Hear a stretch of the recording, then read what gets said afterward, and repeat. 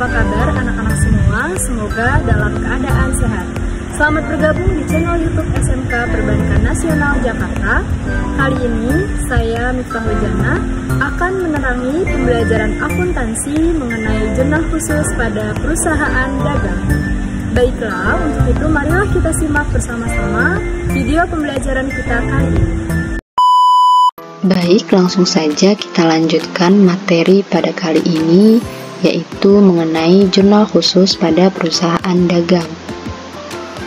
Sebelum kita mengetahui macam-macam dari jurnal khusus, bagaimana pengaplikasiannya, kita harus mengetahui apa itu jurnal. Jurnal sendiri merupakan sebuah alat untuk mencatat transaksi perusahaan yang berasal dari bukti transaksi yang dilakukan secara kronologis atau berdasarkan urutan waktu, dengan menunjukkan rekening yang didebit dan dikredit beserta jumlahnya. Perlu kita garis bawahi bahwa jurnal ini merupakan transaksi yang dilakukan secara kronologis atau sudah berdasarkan urutan waktu pada periode tertentu. Selanjutnya, kita harus mengetahui apa saja macam-macam dari jurnal khusus. Yang pertama yaitu terdapat sales journal atau jurnal penjualan. Yang kedua ada purchase journal atau jurnal pembelian. Yang ketiga ada cash receipt journal atau jurnal penerimaan kas. Yang keempat ada cash payment journal atau jurnal pengeluaran kas. Dan yang terakhir ada general journal atau jurnal umum. Pada macam-macam jurnal khusus yang saya sajikan ini merupakan macam-macam secara general, yaitu terdiri dari 5 jurnal. Selanjutnya saya akan menjelaskan satu persatu mengenai macam-macam dari jurnal khusus. Yang pertama yaitu ada sales journal atau jurnal penjualan. Jurnal ini digunakan untuk mencatat transaksi penjualan barang dagang secara kredit. Berikut format dari jurnal penjualan, yaitu terdapat piutang dagang di sebelah debit, artinya perusahaan mencatat piutang dagang yang bertambah, dan ada penjualan di sebelah kredit, yaitu mencatat barang yang sudah terjual. Berikutnya ada purchase journal atau jurnal pembelian. Jurnal ini digunakan untuk mencatat transaksi pembelian barang dagang atau pembelian barang lainnya secara kredit. Berikut format dari jurnal pembelian.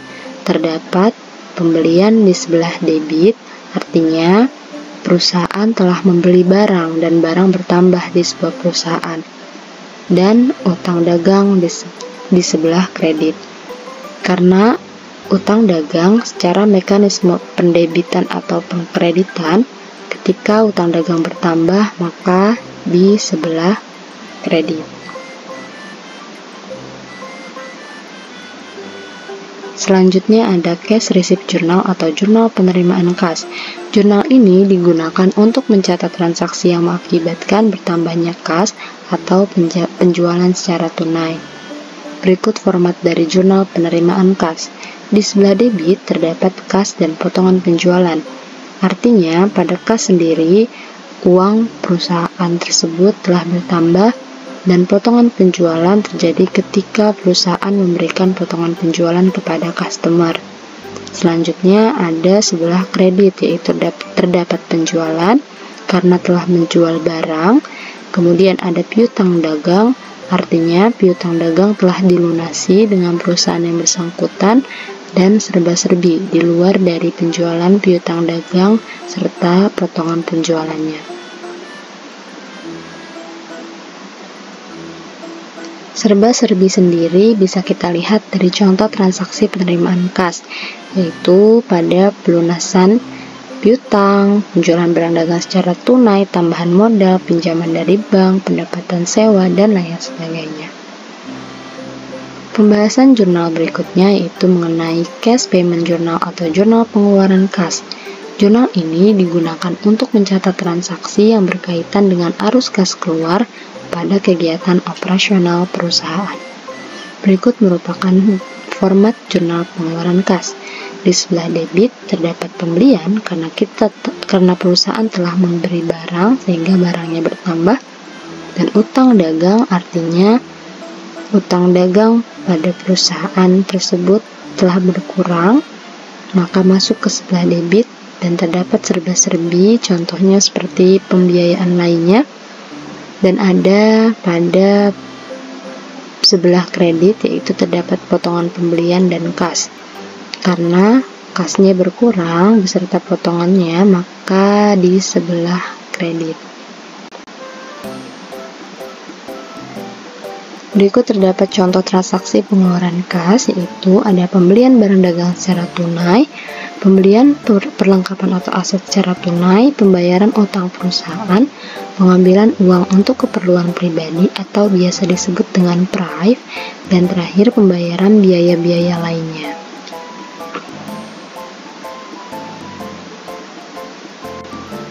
Selanjutnya ada General Journal atau jurnal umum. Jurnal ini digunakan untuk mencatat retur pembelian dan retur penjualan. Selanjutnya terdapat format dari jurnal umum. Baiklah, untuk lebih memahami, di sini saya memberikan contoh pencatatan transaksi pada perusahaan dagang di jurnal khusus, yaitu pada UD Buana yang terjadi di bulan Desember tahun 2021. Contoh yang pertama yaitu terjadi pada transaksi jurnal penjualan di tanggal 1 Desember, dijual barang dagangan kepada UD Makmur sebesar 8 juta dengan syarat pembayaran 2/10 N30. Ketika ada transaksi dengan syarat pembayaran, maka penjualan barang ini dilakukan secara kredit. Kemudian, dalam pengertian 2/10 artinya ketika UD Makmur membayar utangnya kepada UD Buana dalam jangka waktu kurang dari atau sama dengan 10 hari, maka UD Makmur mendapatkan potongan penjualan sebesar 2% dari UD Buana dengan jangka waktu kredit 30 hari. Langsung saja kita kerjakan. Kita isi tanggalnya pada tanggal 1 dengan keterangan customer UD Makmur, syarat pembayaran 2/10 N30. Lanjut, masukkan nominal piutang dagang di sebelah debit sebesar 8 juta karena piutang dagang UD Buana bertambah. Kemudian penjualan di sebelah kredit sebesar 8 juta karena barang telah keluar. Selanjutnya ada contoh transaksi pada jurnal pembelian. Di tanggal 3 Desember, dibeli barang dagangan dari UD Raya sebesar 4 juta dengan syarat pembayaran 3/10 N30. Artinya pembelian ini dilakukan secara kredit karena terdapat syarat pembayaran. Syarat pembayarannya ini ketika UD Buana telah membayar utangnya kepada UD Raya dalam jangka waktu kurang dari sama dengan 10 hari, maka mendapatkan diskon sebesar 33% dengan jangka waktu kredit 30 hari. Langsung saja kita kerjakan pada tanggal 3 Desember dengan keterangan supplier UD Raya, syarat pembayaran 3/10 N30 dengan nominal pembelian sebesar 4 juta di sebelah debit karena barangnya telah masuk ke UD Buana dan utang dagang UD Buana bertambah sebanyak 4 juta di sebelah kredit. Selanjutnya ada contoh transaksi jurnal penerimaan kas. Pada tanggal 4 Desember, diterima pembayaran dari UD Makmur atas pembelian tanggal 1 Desember. Bagaimana cara menganalisisnya? Penjualan UD Buana kepada UD Makmur pada tanggal 1 Desember sudah dibayar pada tanggal 4 Desember, maka memiliki waktu pembayaran dalam 3 hari, terhitung dari tanggal 2, 3, dan 4, sehingga UD Makmur berhak mendapatkan diskon 2% karena belum lewat dari 10 hari. Bagaimana cara penghitungannya? Kita lihat, pada tanggal 1 Desember terdapat piutang dagang sebesar 8 juta. Kemudian mendapatkan potongan penjualan sebesar 160.000 dari 2% dikali 8 juta. Dan kas yang diterima oleh UD Buana sebesar 7.840.000 karena sudah dikurang dari potongan penjualan sebesar 160.000.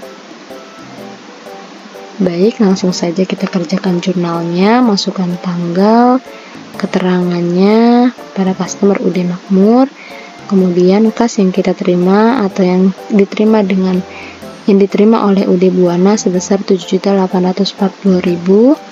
Kemudian UD Buana juga telah memberikan potongan penjualan sebesar 160.000 dan masuklah di piutang dagang sebesar 8 juta di sebelah kredit karena piutang dagangnya sudah dilunasi oleh UD Makmur sehingga di sebelah kredit.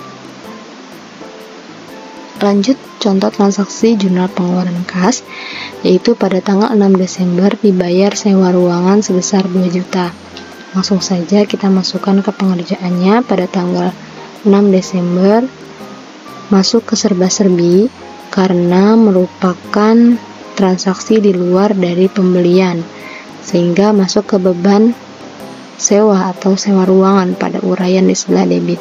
Kemudian di kreditnya keluar sebesar 2 juta karena kas telah berkurang atas pembayaran sewa ruangan. Selanjutnya adalah contoh transaksi jurnal umum yang terjadi pada tanggal 7 Desember, yaitu dengan transaksi dikembalikan sebagian barang dagangan yang dibeli dari UD Raya sebesar 500.000 karena rusak. Sebelumnya, UD Buana telah membeli barang dagang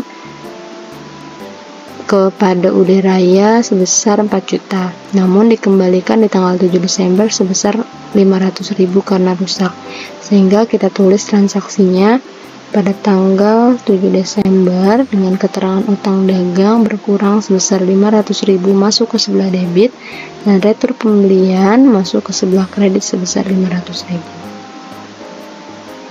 Berikut materi yang sudah saya jelaskan, semoga bisa dipahami dan dapat dimengerti untuk pembelajaran selanjutnya atau step pembelajaran berikutnya. Demikianlah video pembelajaran yang dapat saya sampaikan. Semoga apa yang sudah kita simak bersama-sama dapat memberikan banyak manfaat. Kurang lebihnya mohon maaf. Wassalamualaikum warahmatullahi wabarakatuh.